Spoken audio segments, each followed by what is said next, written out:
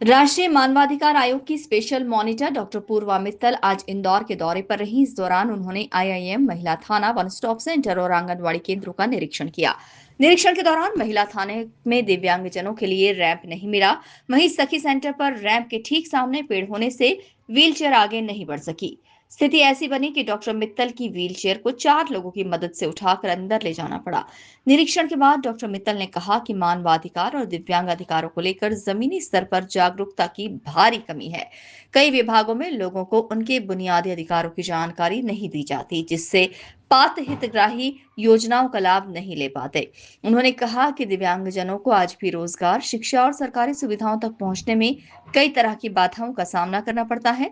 निजी संस्थानों में भी रोजगार के अवसरों के लिए उन्हें भटकना पड़ता है।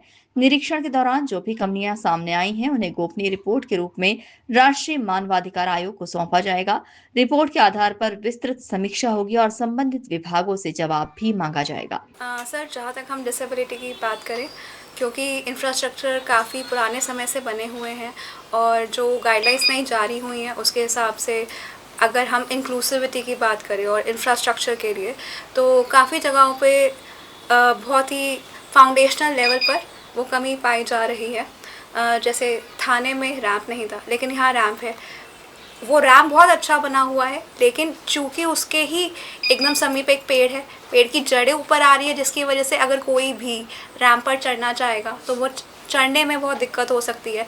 दोबारा उन्हीं व्यक्ति को 2-3 लोगों की ज़रूरत पड़ेगी व्हील चेयर पर धक्का देने के लिए।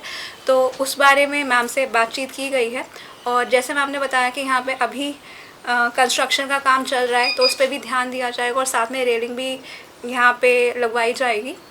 जैसे आप सब जानते हैं, जब हम नेशनल ह्यूमन राइट्स कमीशन की बात करते हैं तो यहाँ पे हमारा काम है मूलभूत और ज़मीनी स्तर पर निरीक्षण करना और उसमें जो जो त्रुटियाँ पाई जाएँ उसे हमारे डिपार्टमेंट्स को बताना।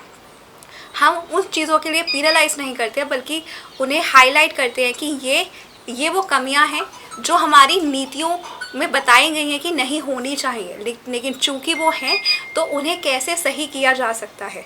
बाकी अभी हमारी मंजना जी से और स्टाफ से जो हमारी बातचीत चल रही है, तो हम यही समझना चाह रहे हैं कि जो महिलाएं संकट और हिंसा की स्थिति में यहाँ तक वन स्टॉप सेंटर पर पहुँचती हैं, तो उन्हें किस प्रकार की सुविधाएं यहाँ उपलब्ध कराई जा रही हैं, जैसे चिकित्सा की, पुलिस की, विधिक सहायता, और हम उसमें कहाँ कहाँ खरे उतर पा रहे हैं। मानवाधिकार और दिव्यांग अधिकारों की निगरानी करने वाली राष्ट्रीय संस्था के निरीक्षण में सामने आई ये तस्वीरें बताती हैं कि दावों और हकीकत के बीच अब भी बड़ा अंतर है।